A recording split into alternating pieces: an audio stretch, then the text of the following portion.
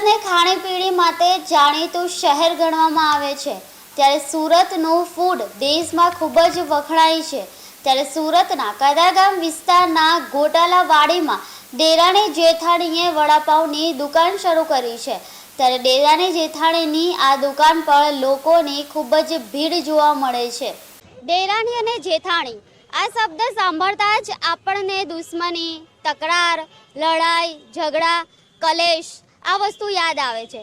પણ સુરતના ગોટાલાવાડી વિસ્તારમાં દેરાણી અને જેઠાણીએ વડાપાઉંનું એક સ્ટોલ ખોલ્યું છે અને તેમાં ઝઘડા કે તરાર નહીં પણ એક બેસ્ટ ફ્રેન્ડની જેમ રહી છે। તેઓ એક સરખા કપડાં પણ પહેરે છે। એટલે અમને બી કહેવામાં આવેલું કે આપણે કોઈ અલગ જ નામ રાખીએ, પણ અમારા 2 જણનો વિચાર હતો કે આપણે દેરાણી જેઠાણી મળીને આપણે કામ કરવાના છે, તો પછી આપણે નામ બી એ જ રીતે રાખીએ।